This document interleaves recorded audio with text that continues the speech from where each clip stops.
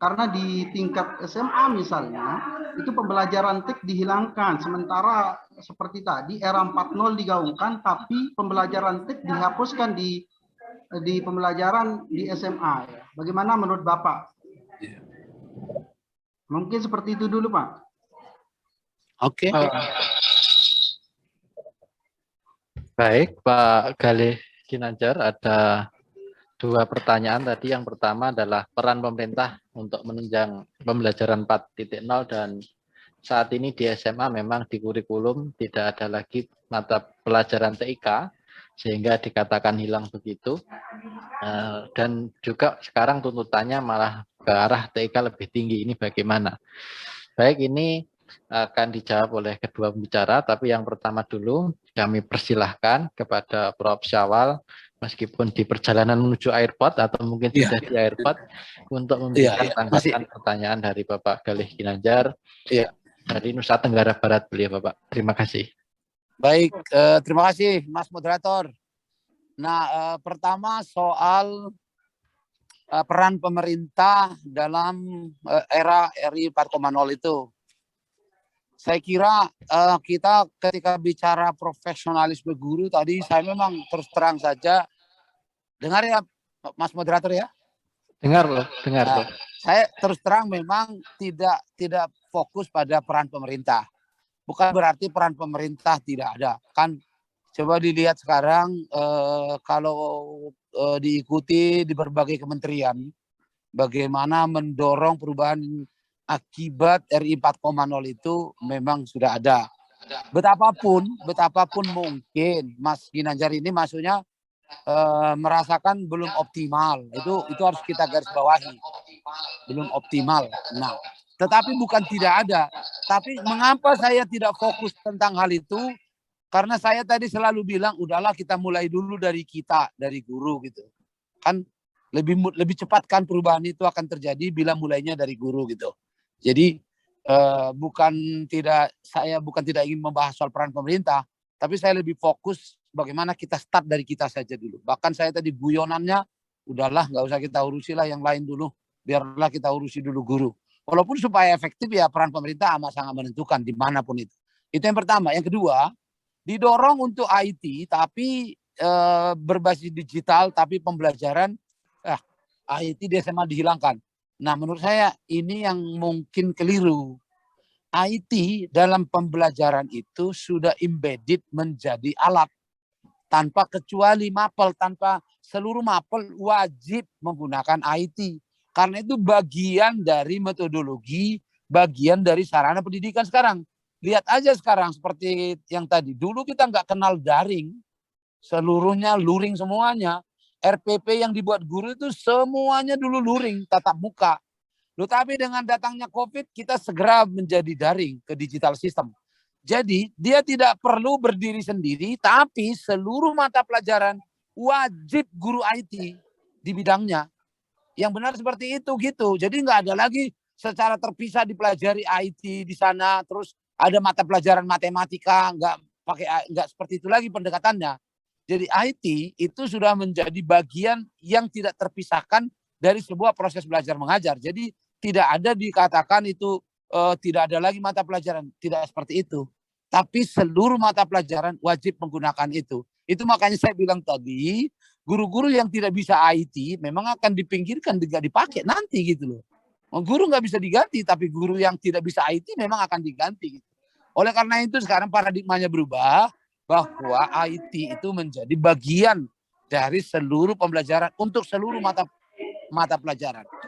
Gitu mungkin Mas Moderator. Ada Pak Rektor mungkin juga akan memberi respon. Terima kasih Mas.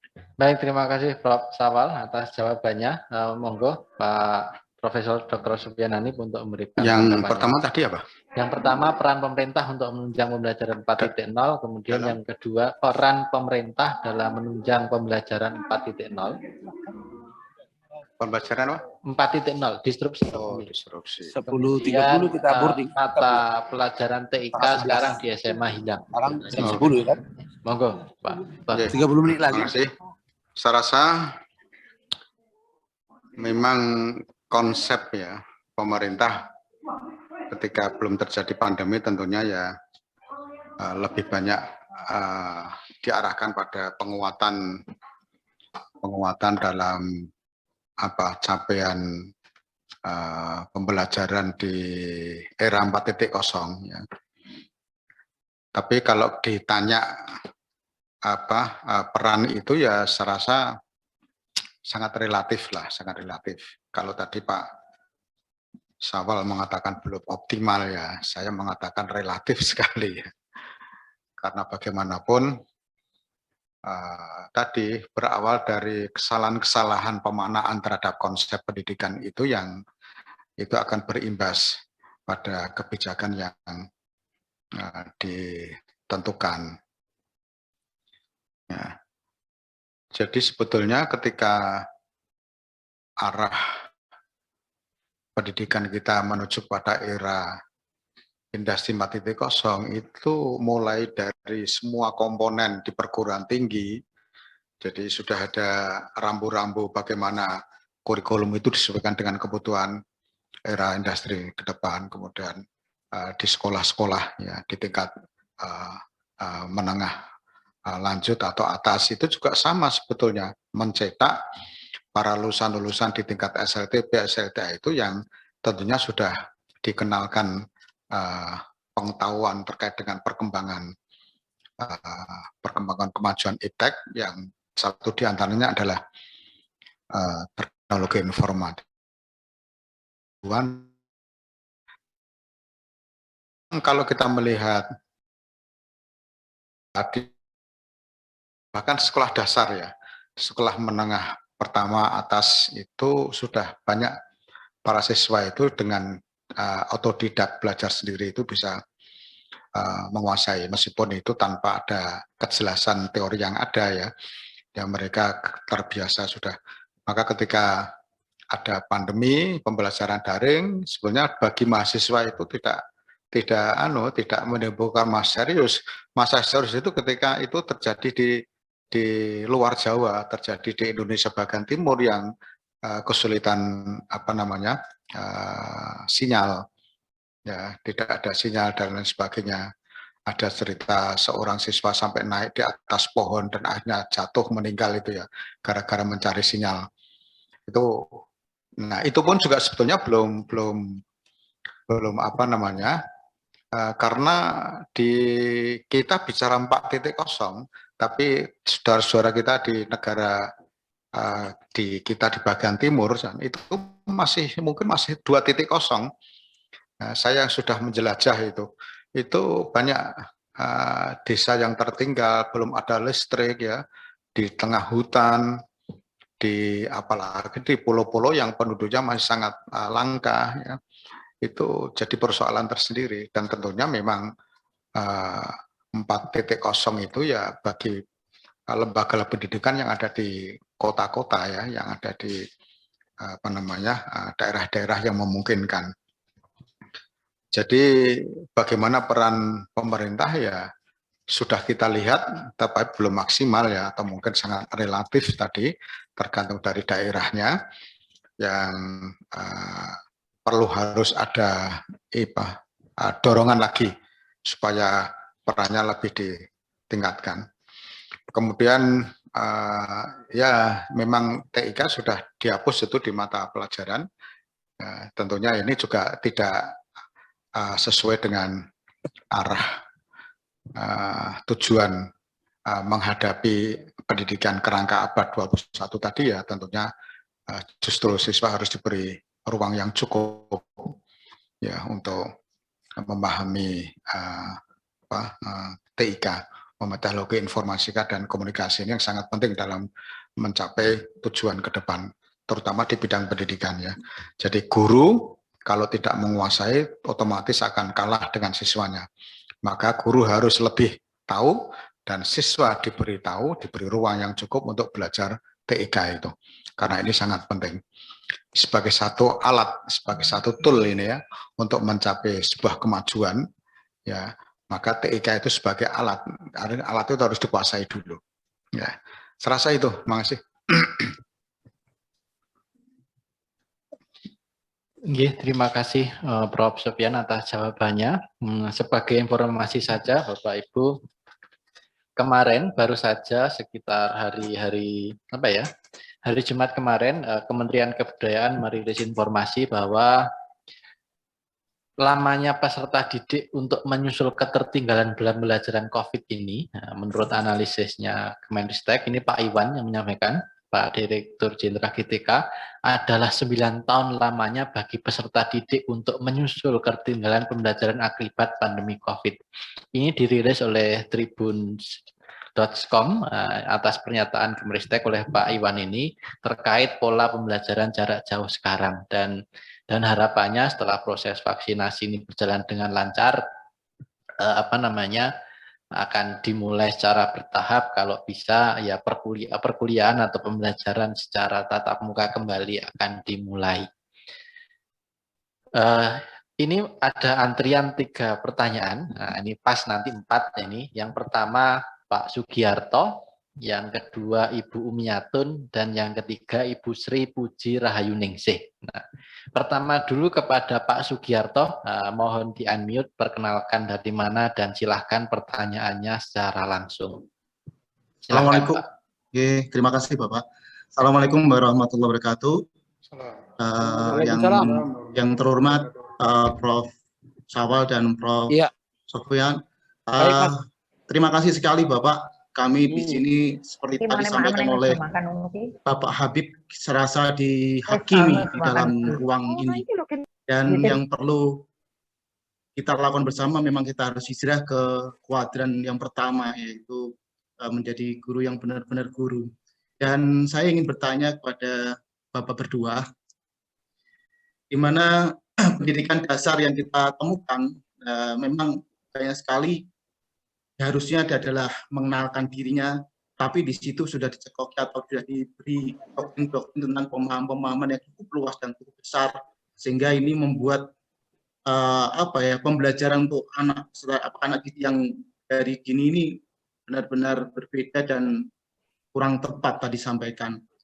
Nah, di sini berarti kita membutuhkan semacam formula yang tepat untuk mengubah kurikulum atau mungkin semacam sistem pembelajaran yang diharapkan oleh Prof. Syawal tadi. Dan sudah sampaikan juga bahwa kita mulailah dari diri kita sebagai guru untuk mencoba bukan menjadi monster, bukan menciptakan orang tua kelas yang menjadi monster untuk anak.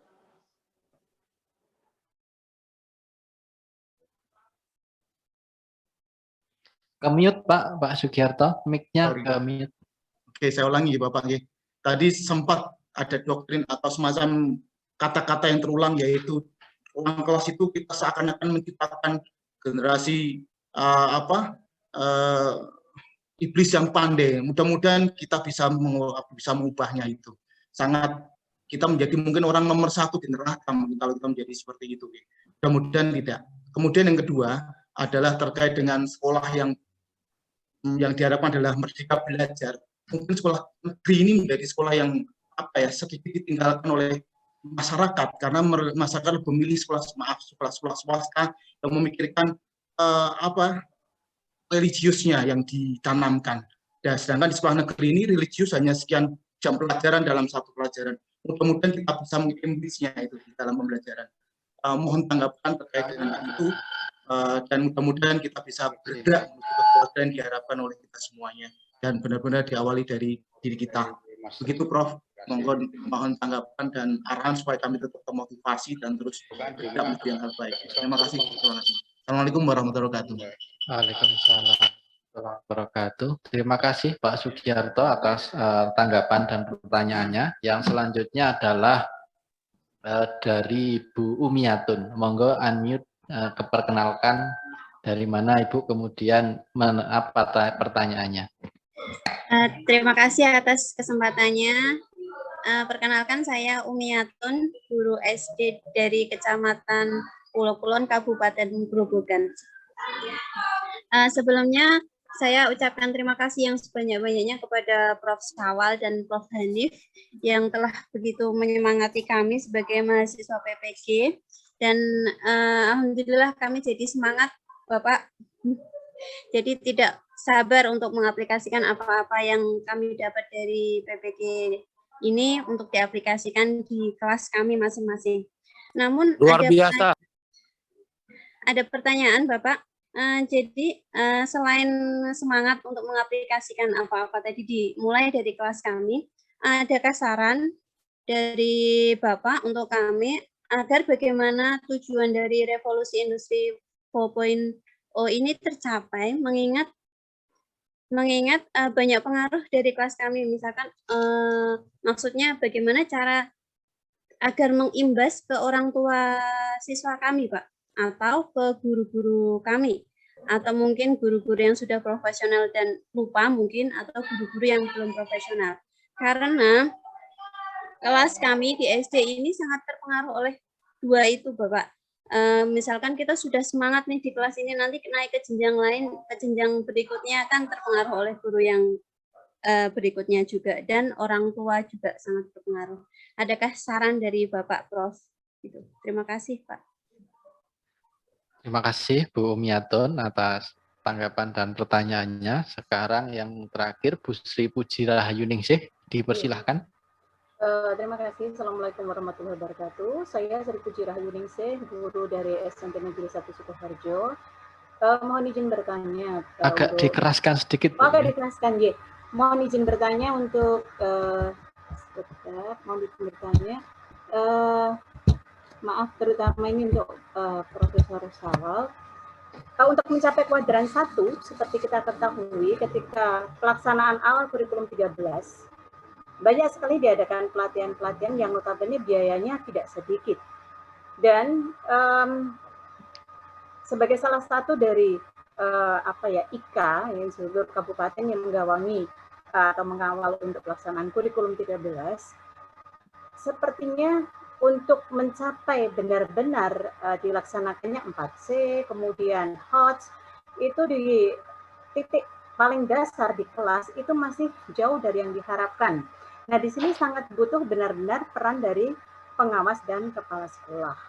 Dan yang ingin saya tanyakan bahwa struktur organisasi dari Dinas Pendidikan untuk bisa mengawasi pelaksanaan agar benar-benar pelaksanaan K13 sesuai yang diinginkan untuk mencapai SIFO, kemudian untuk mencapai HOTS yang seperti diharapkan oleh pemerintah, itu langkah apa saja yang sudah dilaksanakan? Karena seperti yang kita ketahui, banyak sekali setelah diadakan pelatihan atau menerima pelatihan, ketika di dalam kelas, guru-guru tersebut menjadi, kembali ke habitat semula atau konvensional ya. Mengajarnya itu kembali ke konvensional. Entah alasannya apa, mungkin banyak sekali alasan, murid saya tidak bisa seperti ini dan sebagainya. Nah, di sini yang ingin saya tanyakan adalah instruksi dari atas untuk ke dinas agar benar-benar bisa mengawasi pelaksanaan, terutama untuk kepala sekolah dan pengawas, agar bisa mengawasi pelaksanaan kurikulum 13 sesuai dengan yang diinginkan oleh pemerintah. Terima kasih. Terima kasih Bu Ulfiatun atas pertanyaannya. Baik, saya akan mencoba mengulangi pertanyaan yang disampaikan oleh para penanya.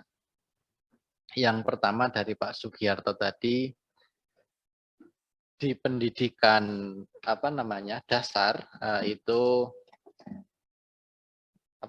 di pendidikan dasar itu ditemukan banyak sekali pemahaman-pemahaman yang sangat banyak, sangat kuat. Kemudian memberikan pembelajaran itu berbeda-beda. Intinya ada banyak mismatch atau banyak miskonsepsi dalam guru memahami isi pembelajaran untuk disampaikan ke siswa itu.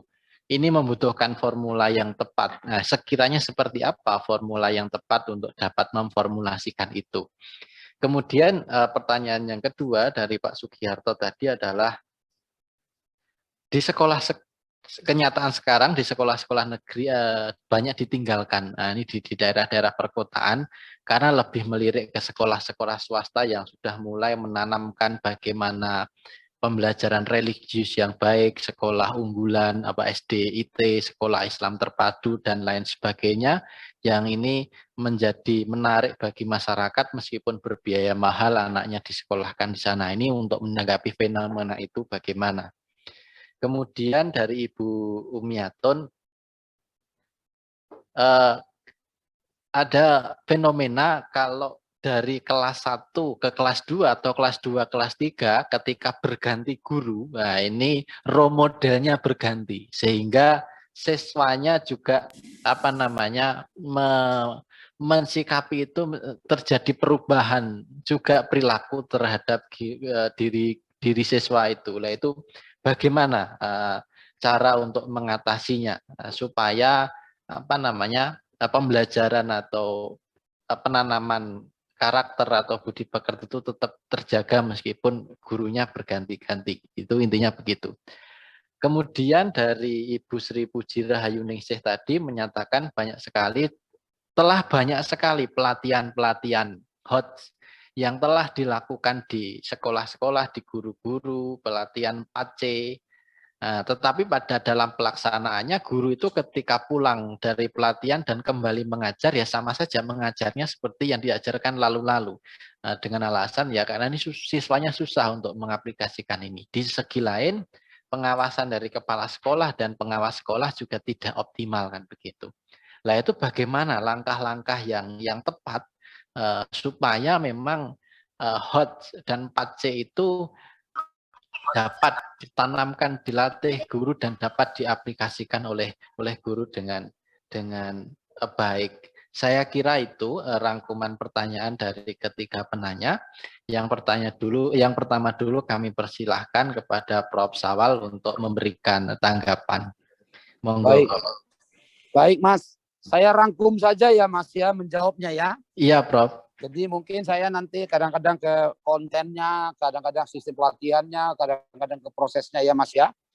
Tapi respon saya yang pertama, saya bisa memahami pertanyaan ini luar biasa. Betul kata Einstein, kalau mau melihat kualitas orang, lihatlah dari pertanyaannya.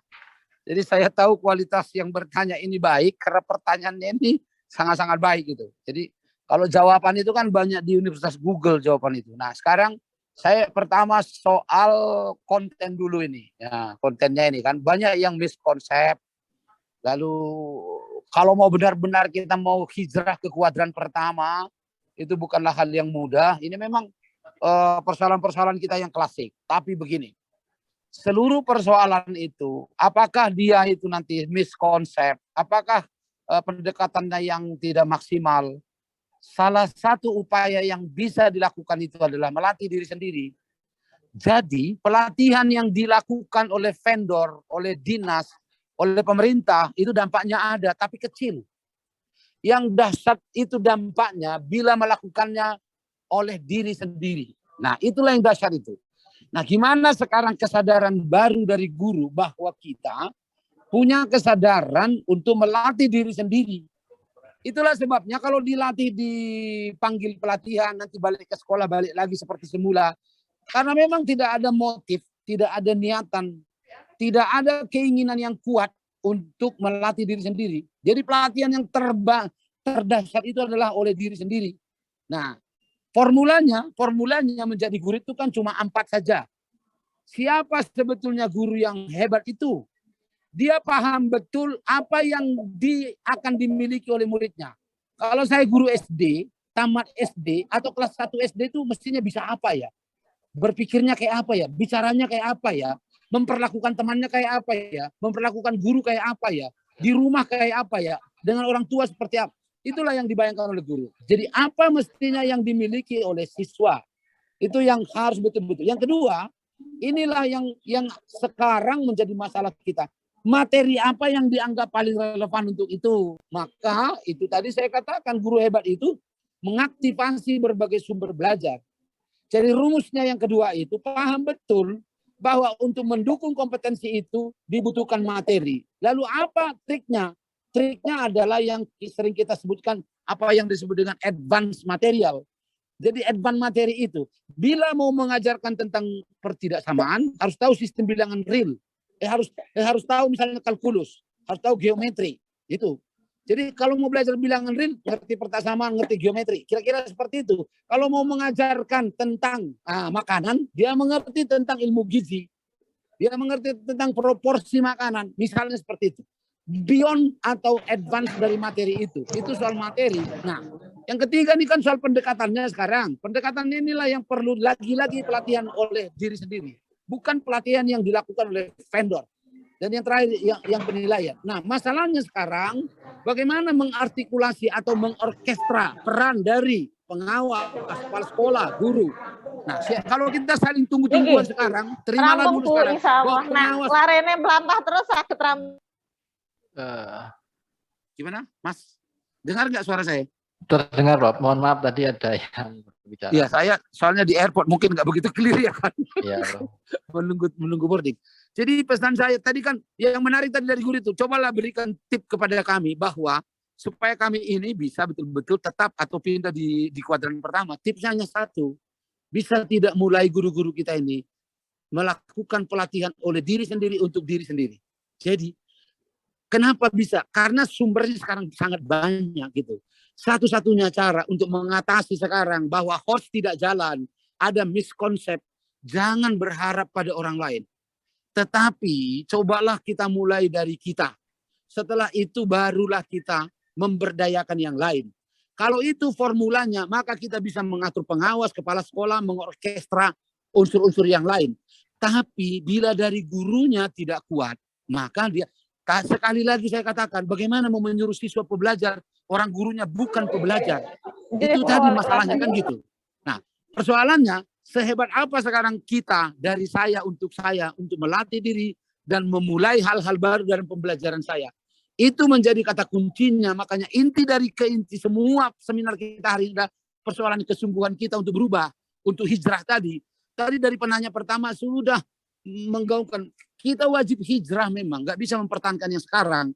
Tapi sekali lagi jangan terlalu berharap dengan pemerintah, dengan vendor, dengan tidak. Kita mau dari kita, dari guru. Karena situasi kita sekarang beda dengan yang lalu-lalu. Jadi tidak enak rasanya membahasnya lagi kalau kita harus membahas soal pengawas, soal ini. Sementara dari kita pun belum ada perubahan yang fundamental. Jadi supaya guru-guru ini tetap ini. Itu yang saya bilang tadi. Memang konsep-konsep religius. Mau tidak mau harus kita internalisasi pada diri kita. Bahwa komitmen spiritual kita memang ada menjadi guru ini. Kalau tidak kita akan kecewa. Jadi ini bukanlah sesuatu yang lebay kata orang anak muda sekarang. Ini bukan sesuatu yang tidak mungkin kita internalisasi pada diri kita. Yakinkan diri kita bahwa guru ini memang profesi. Langkah itu yakini dulu. Semuanya perbuatan baik bermula dari tingkat penerimaan. Receiving, teorinya the habit of mind. Receiving, menerima. Respon dengan baik. Berikan penilaian bahwa ini adalah amanah. Ini adalah ibadah. Kalau tidak ada konsep-konsep seperti itu, kita akan merasa lelah menjadi guru ini. Itu tidak mudah, tapi bisa kita internalisasi, bisa kita yakinkan bahwa guru sekiranya besok langit mau runtuh pun, bahwa guru akan tetap mengajar. Itu kita. Tidak akan pernah berubah. Apapun yang terjadi gunjang-ganjing politik negeri ini, bahwa kami akan tetap mengajar di hadapan murid kami. Itu yang harus kita yakinkan pada diri kita, karena kita memilih profesi ini. Itu kalau saya, karena pertanyaan-pertanyaan ini sungguh luar biasa. Saya kira memang persoalan kita hari ini tergambar pada pertanyaan yang ada ini. Gitu, Mas. Terima kasih banyak. Saya sebentar lagi boarding ya, Mas. Iya, Prof. Terima kasih, Prof. Sawal. Monggo, Prof. Harun ada yang mau disampaikan. Ya, boarding kami ya, udah dipanggil ya, Mas. Saya leave ya, Mas ya. Ya, maturun, Prof. Sawal. Oke, sami-sami, Pak Dekan, Prof. Harun. Izin Pak Rektor, saya mau boarding Pak Rektor ya. Iya, sami-sami Bro, matur nuwun, semangatnya luar biasa. Sami-sami, izin. Orang. Iya.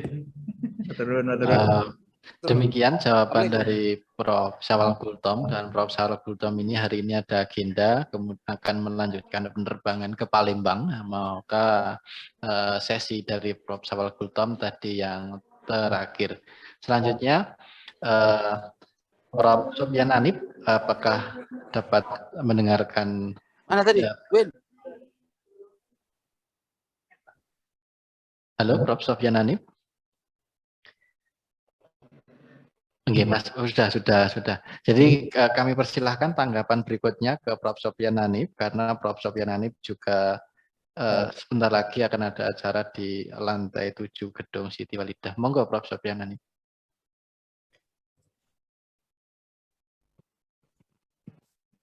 Assalamualaikum warahmatullahi wabarakatuh. Bisa dengar Mas Agus ya? Saged, Prof. Saged. Jadi terhadap pertanyaan yang Pak Giarto tadi, saya rasa itu pertanyaan bagus ya.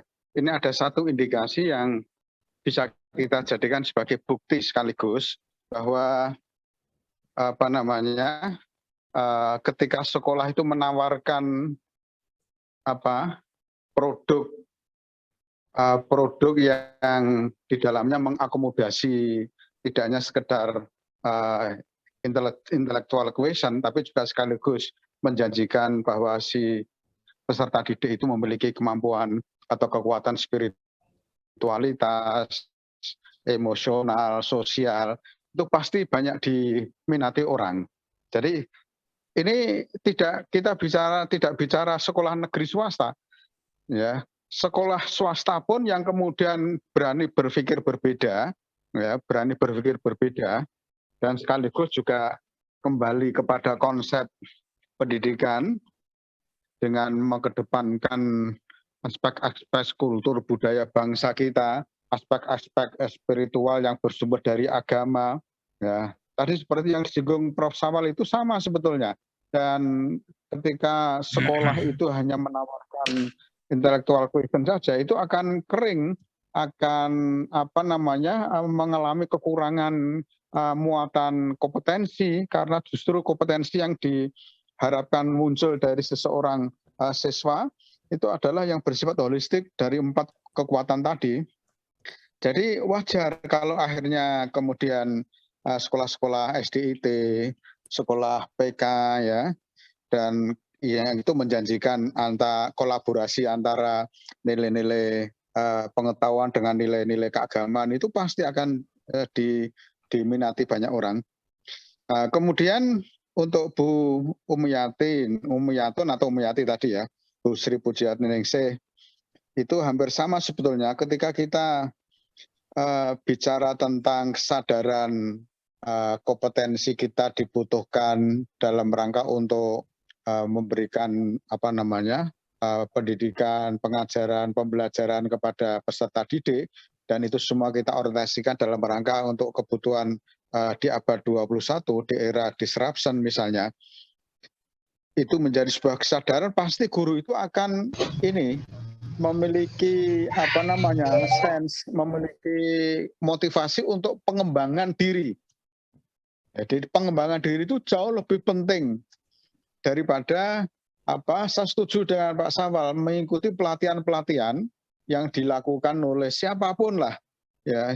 Tapi kalau pengembangan diri itu kita munculkan sebagai satu kebutuhan yang harus dilakukan ketika guru itu sadar sebagai profesional, itu harus ada kewajiban pengembangan diri terkait dengan konten, terkait dengan metode pembelajaran, pendekatan, terkait dengan karakter. Itu saya rasa siapapun nanti ketika pindah siswa, ya, berganti guru, ya, atau guru menerima limpahan dari atau bertugas di kelas-kelas yang lain, itu akan sama, role modelnya akan sama.